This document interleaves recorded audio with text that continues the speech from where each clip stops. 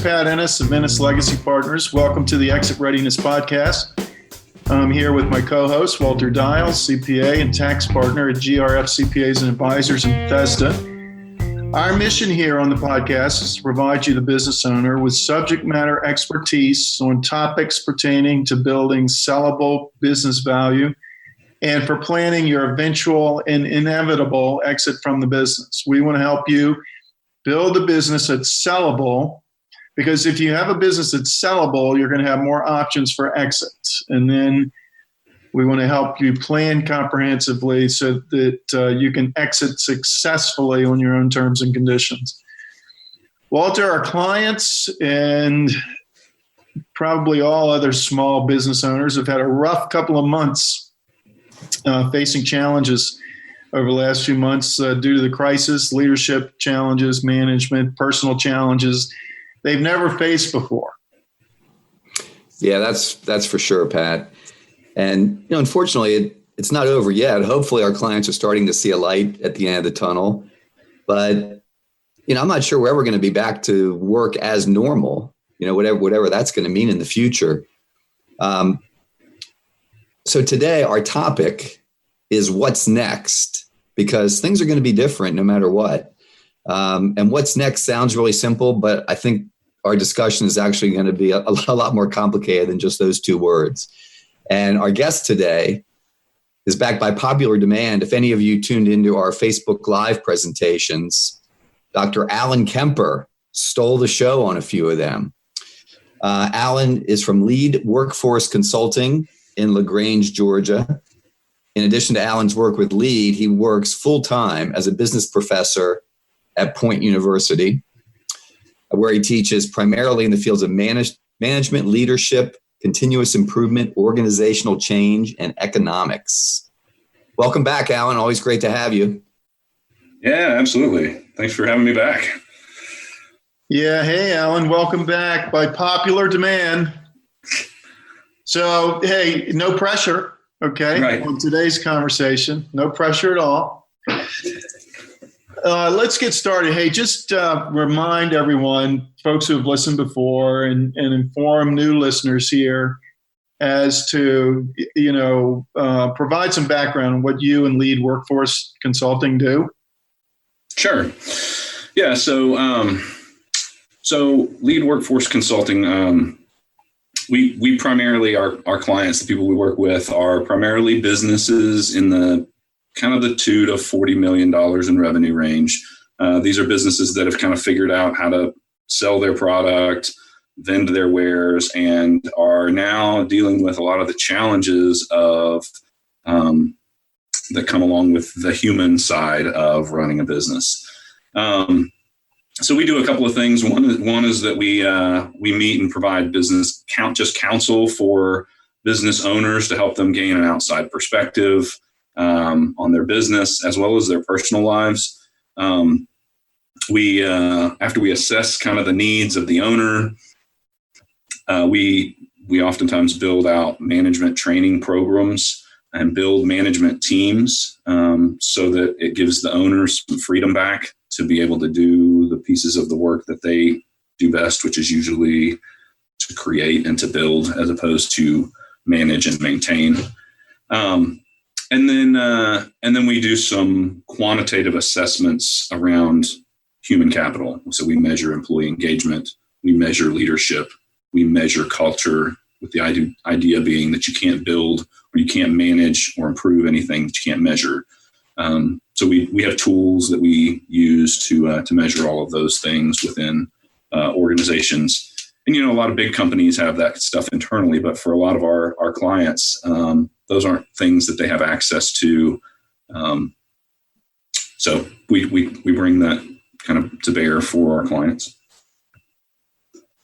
Yeah. So as we said the last time that you were on, you're right in the middle of building that sellable value that Walter and I are focused on in helping our clients to exit successfully with this key value driver, if you will, of human capital, managing human capital, culture, building a strong culture.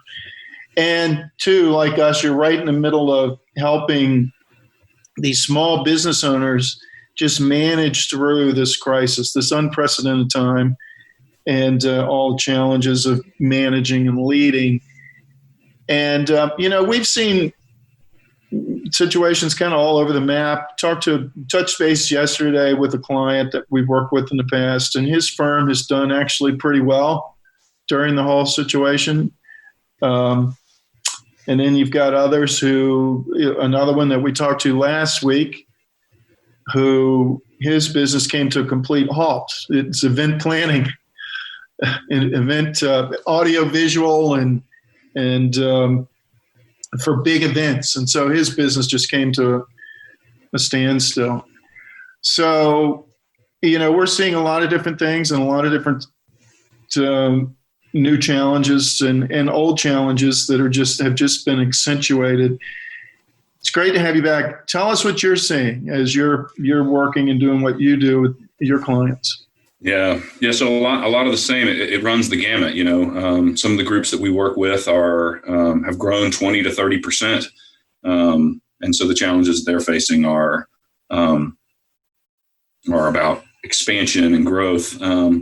That's most of the people, like most of America, is experiencing some degree of drastic change, both in how they're doing business, or if they're even being allowed to do business. And the interesting part is, with our work, not just with the management teams, but specifically with the owners of these businesses, we've seen a lot of different responses, just from how the leader responds in that moment. Some of them have, kind of made a healthy shift into this different style of leadership and are planning. But to be honest with you, most of the people are emotionally, if not physically, exhausted. Some of them have a tendency to just want to put their head in the sand and just kind of wait this thing out. And then some of them, as with any major life event, some of them, just to be real honest, have kind of derailed, gone off the map. Their managers are calling us and asking, "Hey, where's the boss?" And so yeah, it's a full range, as you would expect with, just people. What you said, some have derailed. What does that actually look like? Yeah, so here's the thing: is we're all business owners, and we like to think that we can compartmentalize just our day to day. That we're impervious to what's going on in life, and that what goes on at home is that doesn't flow both ways. Like that, if things are hard at home, it doesn't show up at work, and if things are hard at work, it doesn't show up at home. A lot of times when we're talking about, like when I think about people who are kind of derailing, it's you've added this one additional element of stress, and it's caused multiple areas of your life to start to fall apart. And that shows up with, we've got some guys whose marriages are in really, really tough spots right now. Whose role with their kids are really, really difficult, who have, who'll self-admit that they're spending a lot more time drinking in the evenings than they were a couple months ago. And so, it's interesting. We are these business owners. We are these people who go out, and people look to us for leadership. And a lot of times we become these kind of pillars in our communities and in our, religious organizations. But the reality is that, we're susceptible to all the same things, maybe, and maybe have more pressures than most, in a lot of the areas of our lives. One thing I was thinking, it's like right now, like if I look at my firm, everybody's working remotely. We're all kind of in the same situation, which I think kind of serves to keep everybody a little bit united in that sense that we're all going through the same thing. Right. I'm starting to have concerns that, we're going to go back in some fashion next month, probably in shifts. And if people want to stay home, they're going to be allowed to stay home. I'm a little concerned that the unity that everybody being in the same situation has formed is going to fall apart a little bit, because now we're going to have those who chose to come back, those who didn't. Mm-hmm. It just seems like it's going to present a big challenge there as far as even making it more difficult to keep the firm united. Yeah. Yeah. Well, and I mean, that's happening amongst families as well. Some families, pieces of families are starting to kind of reintegrate into society. Other elements of family are not. I mean, it really is. I mean, there's going to be a lot of division. And Walter, I think one of the things that when you think about that, and sometimes it's frustrating for people in leadership to have to think about everything, but the reality is that's a leadership issue that needs to be handled well. Somebody needs to address, the group as a whole needs to bring, to shepherd that transition rather than just allowing it to happen. Because you're absolutely right. If you have these people who are coming back, some people who elect to not come back, it's really easy for people to start creating bad blood and, in fact, those are some of the management issues, like that mid-tier kind of management issues that we're helping individual managers transition their people through. How do we get them back? How do we be compassionate in this moment? But at the same time, these businesses, we all have a mission, and we cannot perpetually pay people for not producing. And so it is this tough tension between being compassionate, but then also, we live and die by the bottom line. And we got to figure out a way to make that work. So are you already working with your leaders in the whole transition phase now? Have you moved on to that part yet? Or I guess it's all depends on the specifics of the business. Yeah. So I do think here's one of the things that I am noticing is that, depending on where you're listening to this from, the economy in different parts of the country is beginning to reopen. And whether the economy in your particular state is actively reopening, I think that we have everybody moved from a time of, wait and see to at least a time of wait and plan. What's next is the real and relevant question. And whether that what next is like starting tomorrow or the what next is probably starting in a month, it's time to start. It's time to start redesigning. It's time to start planning. It's time to start thinking about and reinventing the future. And so that is, we're walking right alongside these managers that we're working with, but particularly these business owners, to kind of help them get their heads around what's next going to look like in their particular scenarios. Are you looking at some of this? I know when we discuss things at our firm, we're talking about, obviously employee safety from a health standpoint is, is going to be the priority, certainly in the short term. But I'm concerned, some of the things we're talking about, it's like, yeah, they make sense for the next few months, but I'm not sure they make sense forever. And yet some of the things we're talking about, people seem to be putting a permanent connotation to them. So, I mean, are you looking at things as there's going to be an interim phase and then we're almost back to quote unquote normal? And that's the way the planning is going or not? Yeah. So we do encourage people to create a phased approach with specific deadlines. Hey, so from now to the end of Q3, here's how we plan to operate. And we are going to reevaluate at the end of Q3 based on the information that we have at that point in time. And I think it is important, people handle change completely differently. We do a whole thing around people's change quotient. People have different individuals and organizations have a different ability to be able to assimilate change. And when people go through massive change, they begin to just grasp for anything solid. So like what you're saying about people going, okay, so this is the way we're going back permanently. Well, okay, no, it's unfortunate because it creates limbo, but part of the leader's job is to create periods of certainty within a grander context of uncertainty. So what we want to do is we don't know what a year from now looks like, but we can know what this week is going to look like.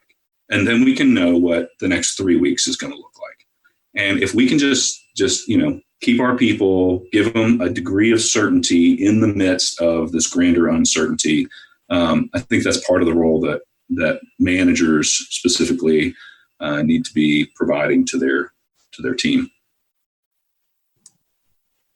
Yeah, I really like that. Giving people periods of certainty in the midst of overall uncertainty. That's a really great way to look at it, I think. Mm-hmm. Very interesting. Yeah, so we've all recognized the toll that is being taken on so many small business owners. Mental toll, stress, if you will, even physical. And gosh, you could come out of this as a business owner feeling just really beaten down, right? Mentally, physically, but you still gotta put the boots on, and you got to get at your post every day, and you got to go in and mm-hmm. have your A game, if you will, in order to lead and be the example. And so what are you doing? What are you suggesting to your owner clients about, how they can stay healthy and strong and, just protect their health, both mentally, physically, and in any other way? Yeah. I think our organizations work with companies that are kind of in the similar space. And one of the things that, this is not we're not working with the Coca-Colas of the world. We're working with organizations where the owner, in a lot of cases, is the economic engine, is the emotional engine, is the leadership engine, the culture engine for the whole company. And it is so important for the men and women who are running these companies to be healthy. We chose to be entrepreneurs, not because it was the easier path, but because some of us are just wired. This is an outpouring of who we are and who we need to be, and a lot of us are super, super driven by success. And so one of the things that we work with our clients on is this idea of defining what real success is, because it's so easy. The world hands you the scoreboard, which is profit, and says, okay, well, this is what success looks like. And we all know cases of people who've made a bunch of money and have screwed their lives up, screwed their families up, and you look at them and you go, wow. I don't want to be, you got a nice bank account, but I don't want your life. So we have a tool that we use with our business owners just to kind of help them keep things in perspective. And we usually do this at the kind of the beginning of an engagement, and we'll do like quarterly check-ins in and around this as we do owner coaching. But during this process, this tool has become kind of emerged and become much more important for us to kind of help make sure that we're that everybody is not derailing. And so I haven't really ever shared this outside of, kind of our client coaching, but I think it might be helpful as a framework for some of the people that are interested in this kind of space. So before you share it, you should know that over 1 million people listen to this podcast. Over 1 million people. Well, you know what? Let's bless 1 million people. If it's useful to you, here you go. So here's kind of the thing I think that's important is winning at the end of the day. I mean, it's not just about the bank account. And I think we all intuitively know that. But what we try to do is we try to put a framework around what does winning look like. So we talk about it. We call it the 4 fires, or sometimes we call it the 4 Ps. And so we kind of break this up into these ideas of there's a healthy owner. Instead of having just one big campfire in front of them that they dump all of their logs on, that they actually build 4 moderate fires that surround them, and that they distribute the logs, the energy that they are given every day, into each one of these kind of 4 fires. And the 4 fires that we talk about, one is professional, right? We talk about that there's your ability to master your craft, and then there's your ability to transition that craft into cash flow. So that's your professional fire, and that you should be doing something every day that grows your professional fire. You should be allocating some energy that you're given every day into that fire. We talk about your people, right? So depending on your stage of life, it's your friends and your family, or it's your partner and your progeny. But that, I just know too many entrepreneurs that if you ask them, who's your best friend? They go, well, and they name some guy from high school. And they're like, wow, when's the last time you hung out with them? Oh, well, I went to his wedding and 4 years ago. Like we can't, that's an empty life, right? You don't want to wake up one day and look around and recognize that your spouse doesn't like you, that your kids don't respect you, and that you don't have any friends that you can be open and authentic with. And the reality is that just like anything else in life, if you don't work it, if you don't put wood on the fire, it's going to burn down. Good, strong friendships, strong marriages, strong relationships with your children require work and energy and effort, and you need to be doing some of that daily. It's a daily exercise to ask yourself, what am I doing to improve this area of my life? One of the other fires, one of the other P's we say is physical. Physical is how you eat and how you exercise. It is not uncommon to look around and you can tell who are the entrepreneurs who have put all of their logs on their professional fire and have just really not paid attention to their physical fire. But we emphasize, everybody doesn't need to be a bodybuilder. Everybody doesn't need to be running marathons, but this is one of those areas, if you don't maintain and attend this fire, you're going to wake up one day and recognize that you can't do the things that you've earned all this money to be able to do. Great. You can take a trip to Venice, but if you can't walk around Venice and enjoy it, then, so we focus on this idea of physical. And then the last fire that we talk about is this idea of a purpose fire. And so whether that's the healthy people that I know, recognize that there's something bigger than themselves, and that they dedicate and allocate time to their purpose, God, religion, spiritual, And we talk about that in two spaces. We talk about your connectedness vertically and your commitments that creates horizontally. You have commitments to your fellow men because of your vertical commitment or your vertical connectedness to a higher power. That is important. And again, you have to work on that. You have to maintain that. You have to allocate time to that. And so one of the things we do is, those 4 fires, I think, help us to stay grounded.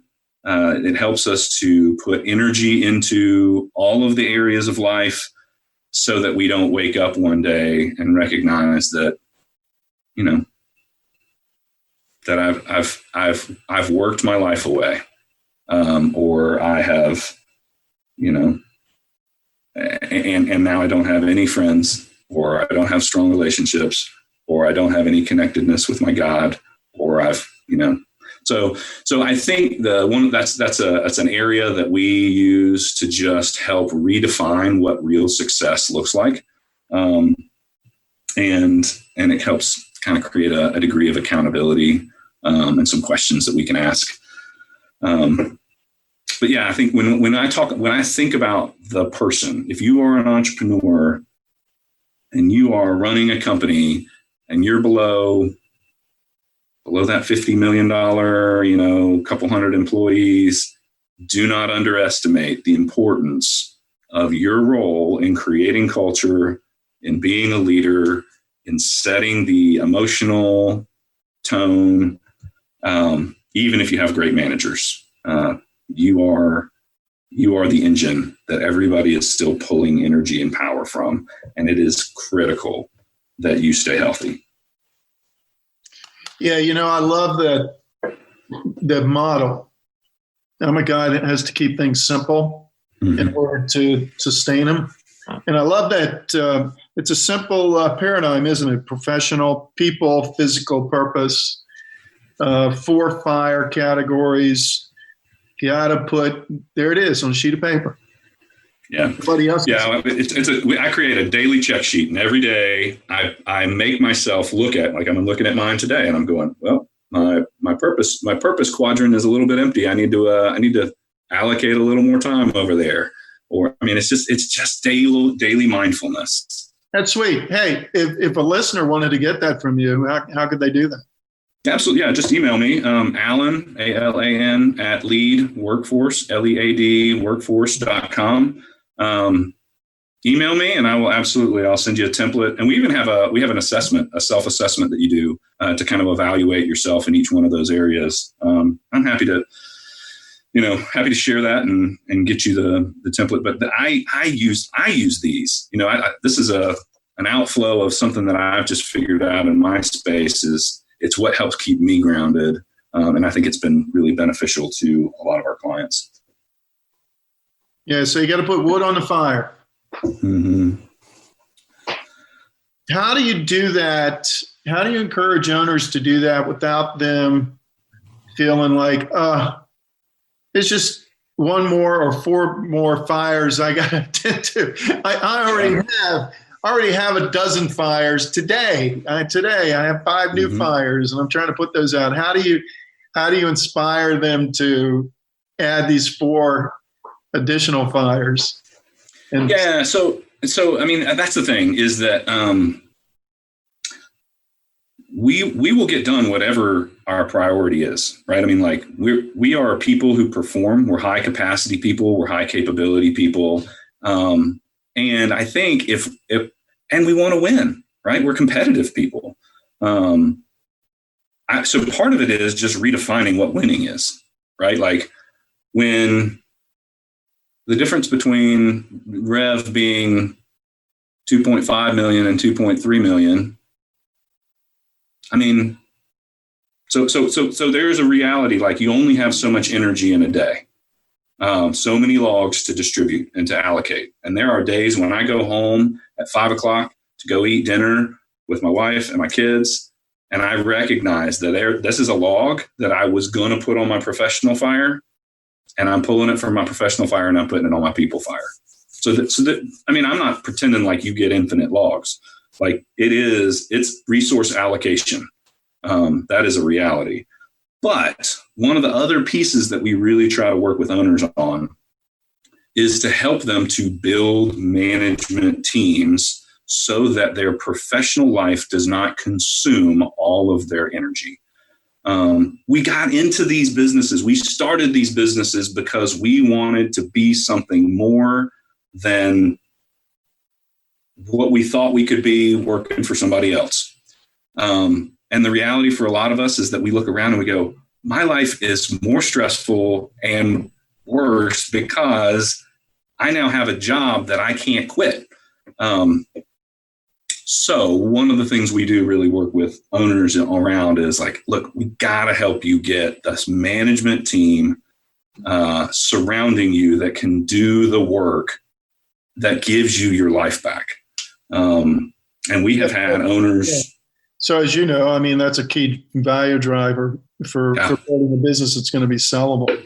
Yeah. So what we found, and Walter weigh in on this, is that, you know, one of our major value adds, if you will, is to, well, first off, when we go in and we're helping an owner plan comprehensively for building that sellable value and or planning their exit for whatever exit route that's going to make the most sense, we're actually adding work to their already busy life, right? Because they're already busy, they're already stretched.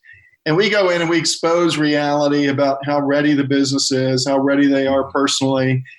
And so then we start to design the plan and help them implement it. So it just adds. And and it takes, of course, more discipline and more hard work.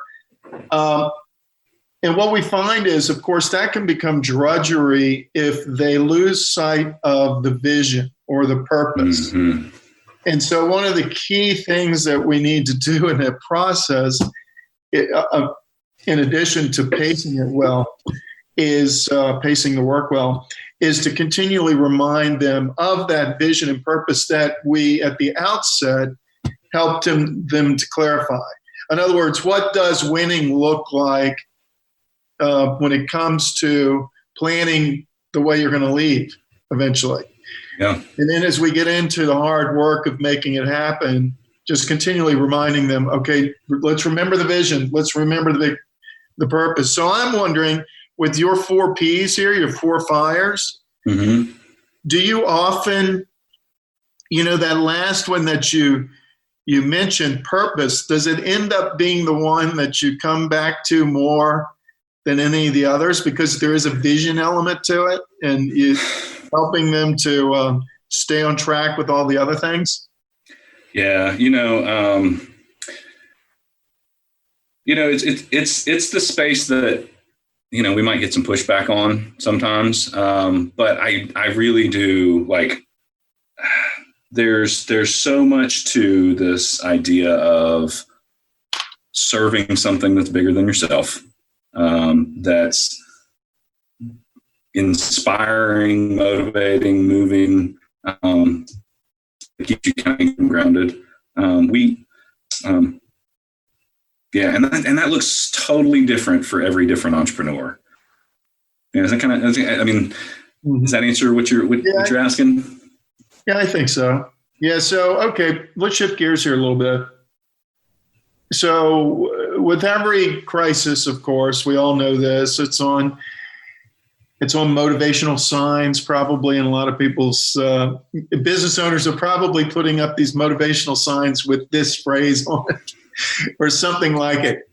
In every crisis, there's opportunity. Right. Right. So we all know that, and we all hear it. It can just be hard, can it, to see those opportunities in the midst of the crisis? And even if you do happen to see them, it can be hard to focus on them because of all the fires, really, that they got to put out on a daily basis. But what opportunities, as you're working, Alan, with your clients and just, you're a very observant guy. What opportunities are you seeing for small businesses coming out of this crisis? Yeah. Well, there's a couple of them. One is, and just realistically, like there's going to be some attrition. that comes out of this. We are going to have small businesses that were here 4 months ago that are not here. But for those of us who are able to find ourselves on the other side of this, there's a couple of things that are going to happen. One is that you are going to be a stronger organization. You are going to be a more resilient organization. It's kind of like stress testing for the banks that happened in 2009 or 10 after, like when you can walk through this and you're getting ready to sell your business, one of the things that you can demonstratively say to a potential buyer is, hey, we went through 2020 and here's how we were able to weather this storm. And here's how we came out on the other side of that. There's a story there that is really, really important for any potential buyer. It is becoming a part of not only your value proposition. Hey, this is a very resilient organization, but it also is going to become ingrained in your culture and in the people. Hey, here's who we are, and here's how we handle tough times. So I think that there's an opportunity in the midst of that. There was a book that was written a long time ago, called The Greatest Generation. And it was about this World War II generation and who they were and why they were great. And a lot of the principle behind that book is that they went through the Great Depression. They knew how to deal with adversity. And so I will not be surprised if we don't see the greatest generation of small business owners come out of the backside of this, because that's how we've been through the fire. When we think about, we always talk about growth and development. Growth and comfort rarely cohabitate. We don't oftentimes come out, just in very, very comfortable situations, sitting on the couch, develop six-pack abs. It takes it's not always comfortable, but I think that we're going to see a lot of really, really strong companies who have leaned out, cut the fat, redesigned, reorganized, and come out on the other side way, way better. So that's some of the opportunities, just on a kind of a macro level view that I'm seeing. Alan, as we knew, this is just incredible stuff. We just thank you so much for taking the time to share with us and our listeners. And as we're coming to a close, I guess two things. Do you have any final words of wisdom that you want to share?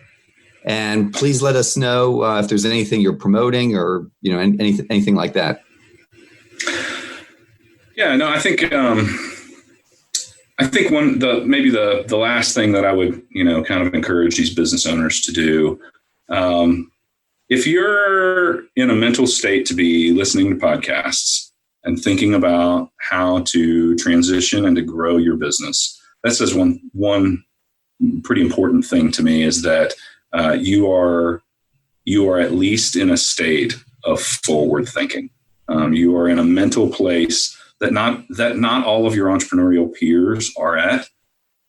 And so my ask would be that you would reach out to somebody, a business owner, call them up and just ask them how they're doing. Listen to them like only another business owner can understand them. Ask them the hard questions about revenue, ask them the hard questions about their people, and then either give them that word of encouragement or that kick in the butt that they need, because we have a lot of entrepreneurs out there who are shell-shocked, and of the work that we're doing and all of the, that Ennis Legacy Partners is doing is great work, but we need entrepreneurs out there lifting each other up. So I think that would be my last word of encouragement is take a minute, in your people fire to reach out to somebody and pull them up. In terms of anything that LEAD is doing, if we can be of assistance, if you want to get a copy of these Four Fires cards, they're just daily cards that we use to help create structure and rhythm. Email me. Again, it's Alan, ALAN, at leadworkforce.com. Happy to set you up with that. And if you want to go through the full assessment, I'll walk that through with you as well. We believe in and we love working with entrepreneurs. They are the engine of our economy. They are culture makers, decision makers. They're exciting people. All of you are exciting people. And we really do want great things for all of you. Thanks again for joining us, Alan. Fantastic stuff. Listeners, if you want help in maximizing the value of your business or planning for your eventual exit, you can reach Pat at 301-859-0860. You can reach me at 301-951-9090. You can also access resources at exitreadiness.com, grfcpa.com, and nslp.com. Thank you for listening. And until next time on the Exit Readiness Podcast, this is Walter Dial and Pat Ennis signing off.